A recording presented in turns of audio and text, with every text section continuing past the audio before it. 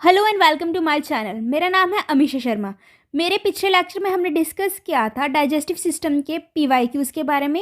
And आज का जो हमारा टॉपिक है वो है ह्यूमन रेस्पिरेटरी सिस्टम। ये क्या है? ये है cell, that is basic unit of life. And हमें पता है कि सेल को ज़िंदा रहने के लिए एनर्जी की ज़रूरत होती है। एंड वो एनर्जी कौन सी होती है? एटीपी, जिसको हम बोलते हैं एडिनोसाइन ट्राइफॉस्फेट। फॉर एग्जाम्पल, हमें कोई भी एनर्जी निकालनी है तो हम कैसे निकालेंगे उसे? हम किसी भी चीज़ को बर्न करेंगे तो उसमें से एनर्जी रिलीज होगी। बेसिकली हमें क्या करना है? हमें सोर्स ऑफ कार्बन को बर्न करके उसमें से एनर्जी निकालनी है। एंड जो सोर्स ऑफ कार्बन हमारे सेल यूज़ करते हैं एनर्जी निकालने के लिए, उसे हम क्या बोलते हैं? ग्लूकोज। सेल ग्लूकोज को बर्न करके उसमें से एनर्जी निकालेंगे। बेसिकली अब हम ये डिस्कस करेंगे कि सेल के पास ये ग्लूकोज कहाँ से आएगा। हमने पीछे भी डिस्कस किया है कि सेल के पास ग्लूकोज कहाँ से आता है? ब्लड वेसल से। हमारी बॉडी में जितने भी सेल हैं उन सभी सेल के पास ग्लूकोज कहाँ से जाएगा? हमारी जो बॉडी में ब्लड वेसल्स हैं उनके थ्रू। ये हमारी ब्लड वेसल में ग्लूकोज पड़ा है, ये यहाँ से हमारे सेल में मूव कर जाएगा। अब हमारे ब्लड में ग्लूकोज कहाँ से आएगा? बेसिकली हमने जो पिछला चैप्टर पढ़ा है डाइजेस्टिव सिस्टम, उसमें हमने यही डिस्कस किया है। फॉर एग्जाम्पल, ये है डाइजेस्टिव सिस्टम। सो जैसे हमने खाना खाया, उसका जो डाइजेस्टेड ग्लूकोज है वो कहाँ चला जाएगा? हमारे ब्लड वेसल में। एंड जो ग्लूकोज हमारे ब्लड में चला जाएगा, देन वो आगे जाकर हमारा जो ग्लूकोज है वो हमारे सेल में चला जाएगा। बेसिकली हमने डाइजेस्टिव सिस्टम का फंक्शन क्या पढ़ा था? डाइजेस्टिव सिस्टम का फंक्शन ये है कि वो कॉम्प्लेक्स सब्सटेंसेस को सिंपल सब्सटेंसेस में ब्रेक डाउन कर देता है, जिससे क्या होता है कि जो हमारा जो सब्सटेंसेस हैं वो ईजिली हमारे ब्लड में डिज़ोल्व हो जाती हैं। एंड देन आगे वो सब्सटेंसेस हमारे जो सेल हैं वो ले लेते हैं, जिसकी एग्जांपल मैंने आपको अभी अभी दी है। For example glucose. अब हमें पता है कि एटीपी की प्रोडक्शन के लिए जो ग्लूकोज है वो ऐसे ही बर्न नहीं हो जाएगा। उस ग्लूकोज को बर्न होने के लिए एक गैस चाहिए जिसका नाम है O2। जब ग्लूकोज प्लस O2 मिलेंगे तभी हमारे एटीपी की फॉर्मेशन होगी। अब बात है कि ये जो O2 है वो कहाँ से आएगी? वेल, हमारे ब्लड वेसल्स में O2 भी प्रेजेंट होगी, वही O2 आएगी हमारे सेल्स में। एंड अब ये O2 हमारे ब्लड में कहाँ से आएगी? बेसिकली हमने इस चैप्टर में यही डिस्कस करना है।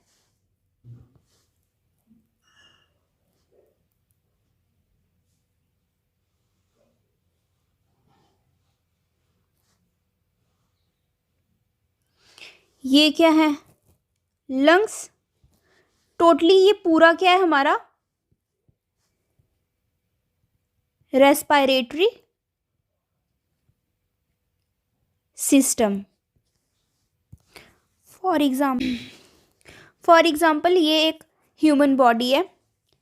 एंड हमें पता है कि ह्यूमन बॉडी के पास एक कैविटी होती है जिसका नाम क्या होता है?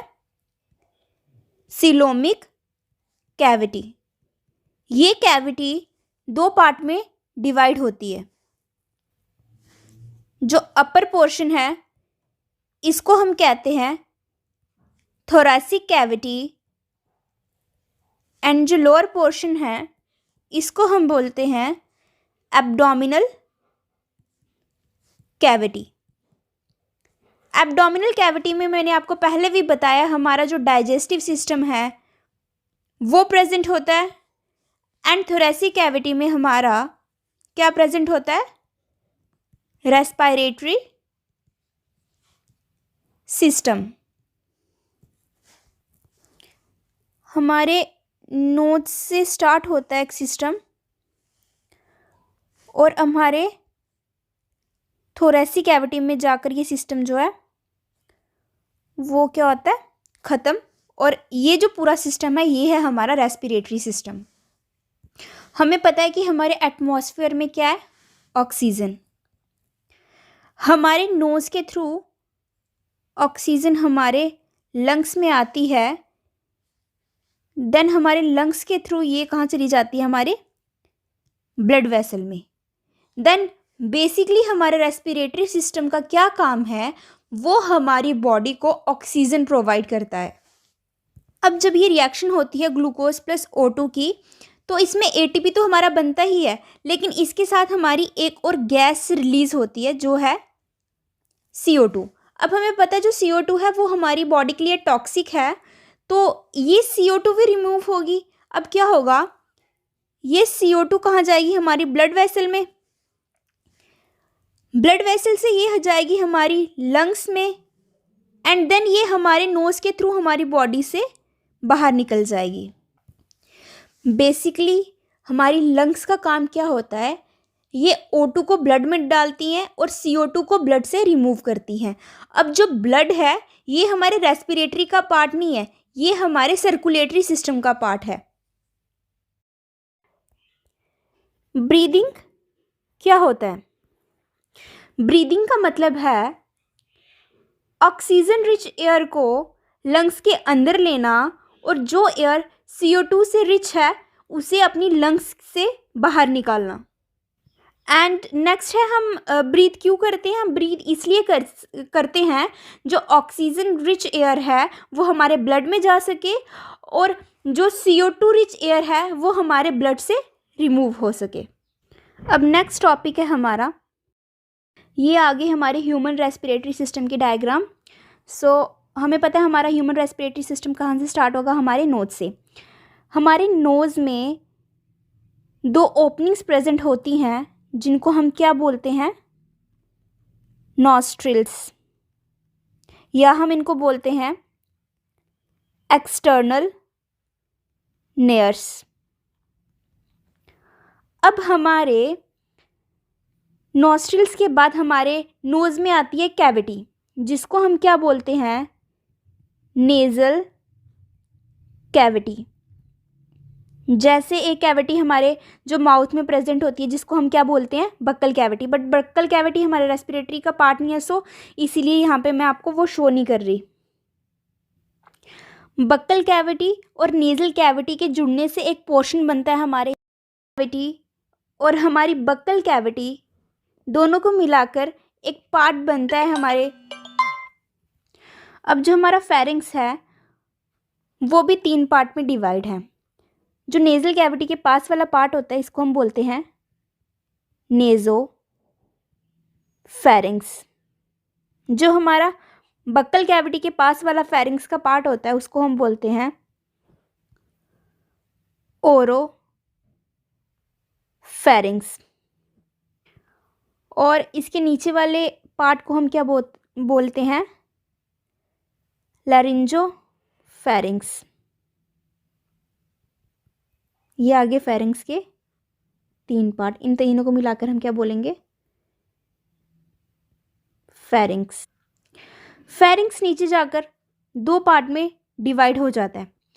एक तो आगे हमारी फूड पाइप जो हमने पूरा डिस्कस किया था हमारे डाइजेस्टिव सिस्टम में। एक आगे हमारी विंड पाइप जिसको हम अभी डिस्कस करेंगे हमारे रेस्पिरेटरी सिस्टम में। मैं विंड पाइप की बात करूं तो हमारी विंड पाइप यहाँ से स्टार्ट होती है, वहाँ पे एक बॉक्स लाइक स्ट्रक्चर प्रेजेंट होता है जिसको हम बोलते हैं लैरिंग्स, एंड कॉमनली हम उसको बोलते हैं वॉइस बॉक्स। अब इसकी ओपनिंग जो होती है इसे हम बोलते हैं ग्लॉइटस, एंड इसके ऊपर एक फ्लैप लाइक स्ट्रक्चर होता है जिसको हम क्या बोलते हैं, एपिग्लॉइटस। अब एपिग्लॉइटस का क्या काम है, जब हम खाना खाते हैं तो क्या होता है कि जो हमारी विंड पाइप होती है ना, विंड पाइप को बंद करने का काम करता है एपिग्लॉटिस, ताकि जो हमारा खाना है वो हमारी विंड पाइप में ना जा सके। अब जो हमारी विंड पाइप है, इस पे जो हमारी विंड पाइप है उस पे सी शेप कार्टिलेजनस रिंग्स प्रेजेंट होती हैं। अब इन रिंग्स का काम ये है कि ये हमारे विंड पाइप को कोलैप्स होने से बचाती हैं। यहाँ पे क्या है, हमारे C shaped cartilaginous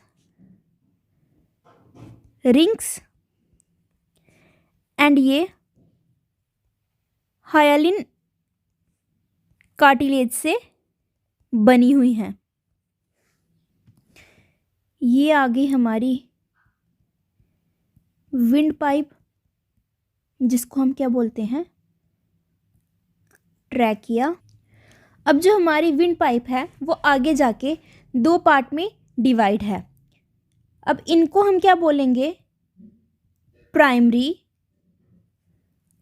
bronchi. Primary bronchi आगे जाकर 2 पार्ट में वापिस से डिवाइडेड है। अब इसको हम क्या बोलेंगे, हमारी सेकेंडरी ब्रोंकाई। सेकेंडरी ब्रोंकाई आगे जाके फिर से 2 पार्ट में डिवाइड हैं। ये मैं यहाँ पे दिखाती हूँ, ये आगे जाकर 2 पार्ट में डिवाइड है और इसको हम क्या बोलेंगे, टर्शरी